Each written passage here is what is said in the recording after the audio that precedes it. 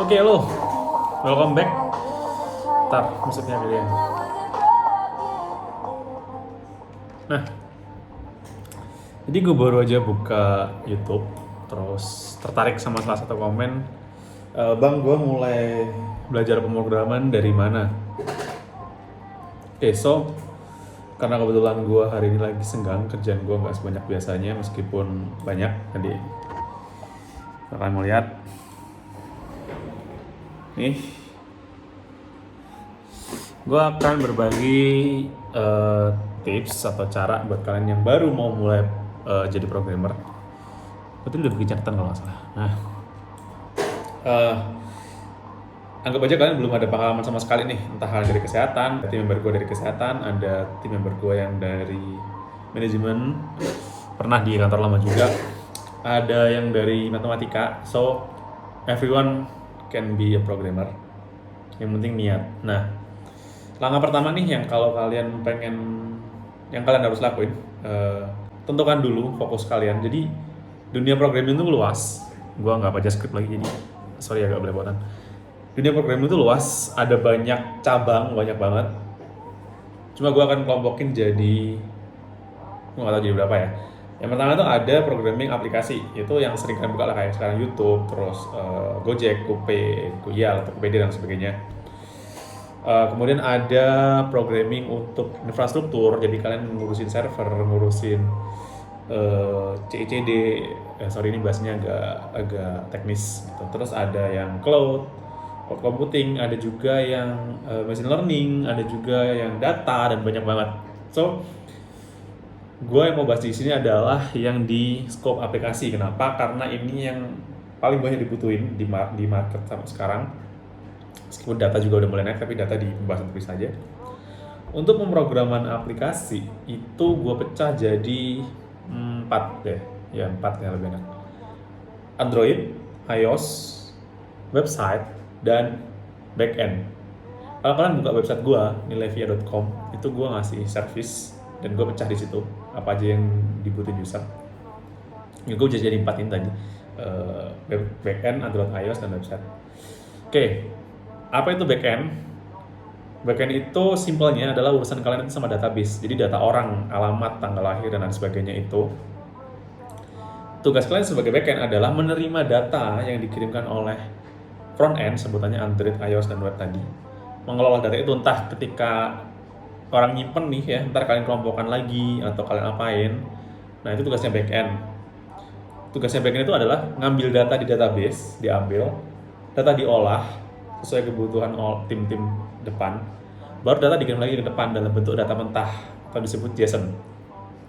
Jadi ketika kalian bekerja di bidang backend, itu kalian nggak akan ketemu sama logic tampilan, tapi kalian akan lebih ngurusin ke data, terus query, habis itu logic gitu. Jadi untuk jadi seorang backend, kalian tuh harus punya kemampuan logic yang baik, kemampuan algoritma yang baik. Kenapa? Karena ketika backendnya lemot, orang akan komplain, kita akan kena marah dan sebagainya.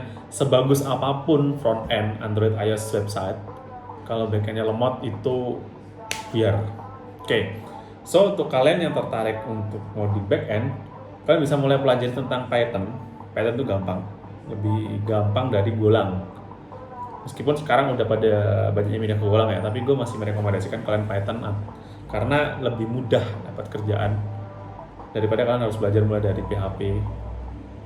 Ya, PHP masih banyak yang nyari, cuma nggak sebanyak Python atau Golang. Oke, dan di backend hasilnya adalah, tadi hasil pekerjaan backend adalah teks mentah gitu. Kemudian yang kedua adalah Android atau iOS, sama aja lah. Nah, Android iOS ini tuh kalau gue bilang, karena gue pernah ngoding backend dan ngoding Android iOS itu lebih susah karena kalian harus nge-manage platform. Android itu punya memory management sendiri, punya akses sendiri, punya aturan-aturan sendiri. Jadi ketika kalian ngoding Android atau iOS, kalian tuh nggak hanya mikirin tampilan. Jadi kan tadi dapat data dari backend, data dikonsum sama Android. Nah, kita bikin logic untuk kalau datanya minus misal ya tampilannya merah, kalau datanya plus tampilannya biru gitu. Kalau orangnya belum ke verify tampilannya abu-abu gitu kan. Nah itu dibikin oleh platform Android iOS. Enaknya adalah kalian akan berurusan dengan tampilan, tapi itu juga bikin pusing karena kalian harus mengolah data tadi jadi tampilan. Dan selain itu kalian harus ngurusin tentang memori manajemen dari HP tersebut.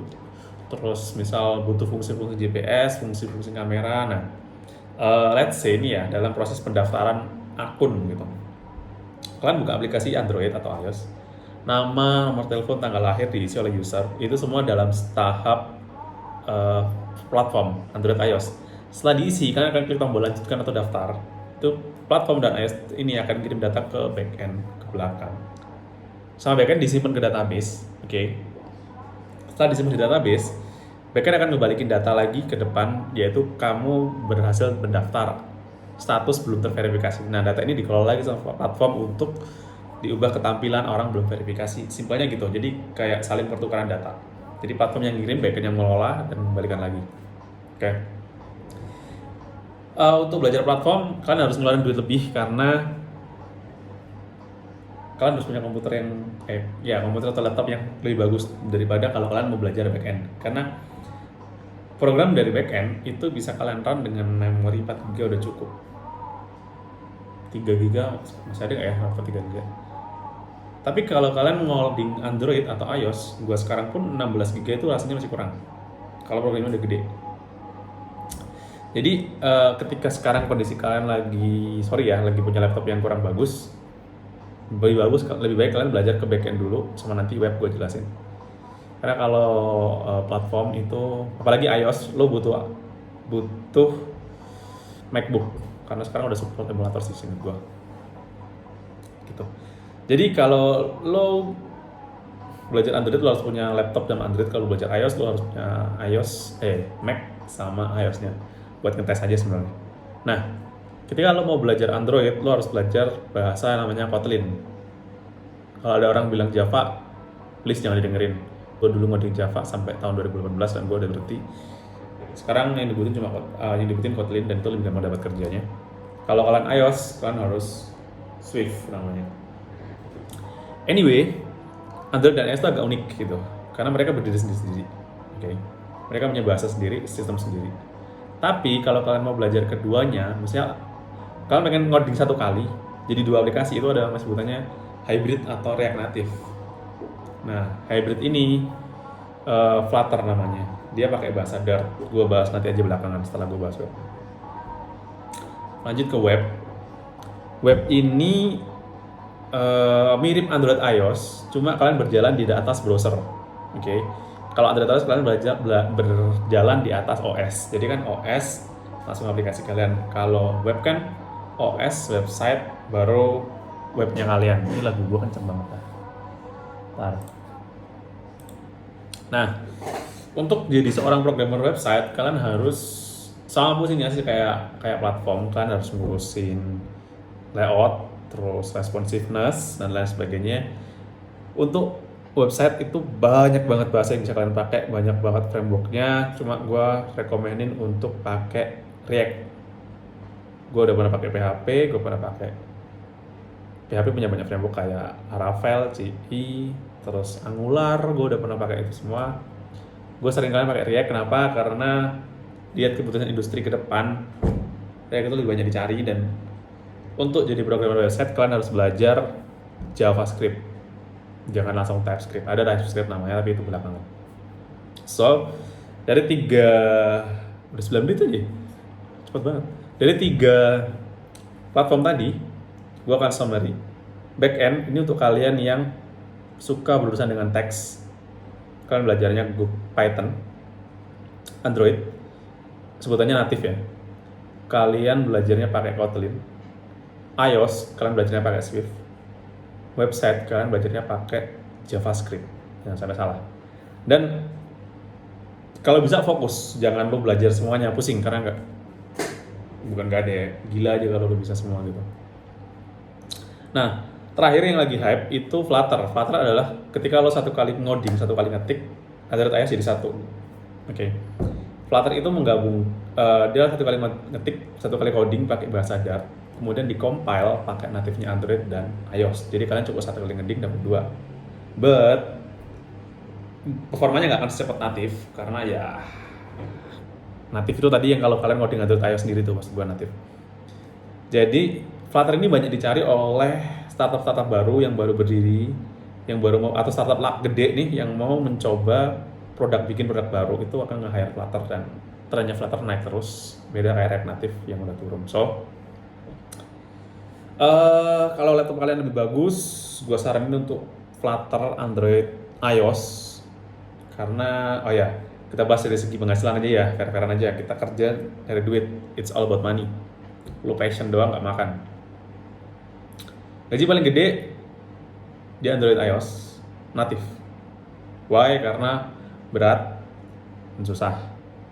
Gua Android natif. Terus yang kedua backend. Backend ini tergantung, kalau lo backendnya misal di Core Engine gitu juga bakal gede. Jadi backend dan Android itu kadang lebih mahal Android kalau levelnya sama-sama udah senior gitu ya, itu masih mahal Android. Cuma jauhnya nggak beda jauh, paling cuma beda 5 jutaan. Ketiga website. Kenapa gue bilang website paling rendah penghasilannya? Karena gue juga pernah ngoding website, gue tahu rate-nya berapa. Tapi sederhananya gaji programmer itu nggak bakalan kalah kok sama gaji PNS, jauh malah. Paling kalian pertama kali, sempat ada tim member gue itu baru pertama kali masuk jadi programmer berapa ya? Hampir 3 kali UMR. Jadi makmur hidup lo sebenarnya. Oke, apalagi nih yang harus gue bahas? Gak ada sih, itu aja karena gue juga random sih hari ini mau bikin video kayak gini. So, kalau kalian any question untuk tahapan sebelum kalian jadi programmer, gue harus ngapain bang, gue harus les di mana, gue harus belajar apa, lo ketik aja di kolom komentar karena gue sering balas kalau lagi gabut dan gue juga nggak jago bikin video, jadi mending gue ketik aja di komentar kalau kalian ada question. So stay produktif, stay healthy, dan niat.